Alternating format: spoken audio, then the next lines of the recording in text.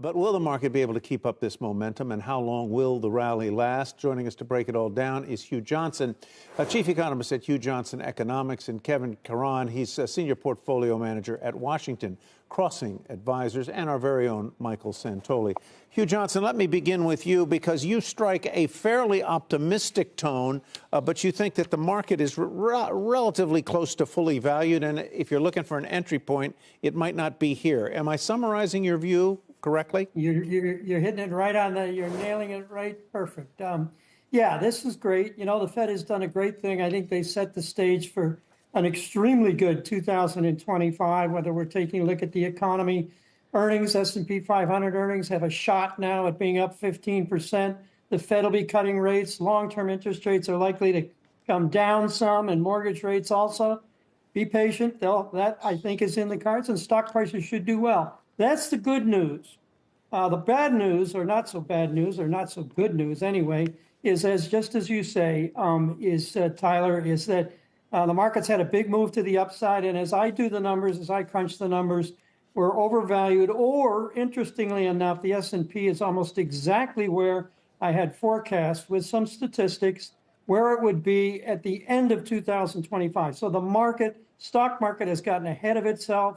It's overvalued. And that, along with some other things, such as widespread optimism, makes me very concerned about the near term. We need a good entry point, right, and this is not it. So, Kevin, let me turn to you and your reference to your WCA, which I assume is Washington Crossing Advisors barometer, and what it has been saying. And if I'm reading right, it has been saying that the economy has been slowing more abruptly than maybe some of the backward-looking measures would indicate, and that you see that continued slowing into the fall and next year. Am I reading that right, or is my barometric pressure wrong? Tyler, Tyler, that's spot on. We just published this piece on our website at WashingtonCrossingAdvisors.com, and we walked through a comparison of what our analysis of the data sees with the Fed, and we'd point out that the data really peaked in the spring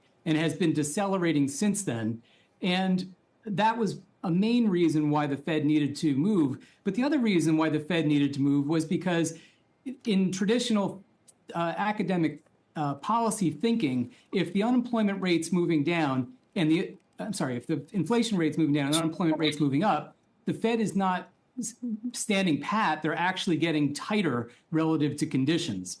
So the fact that our data seems to have cooled off in the spring, we cut our equity exposure a little bit earlier this year. In accordance with that, we would agree that the Fed did the right thing by cutting rates yesterday, but there are some contradictions in what was said yesterday. Let's tease those out a little bit, those contradictions, Kevin, and see if they can tell us what the Fed might do next.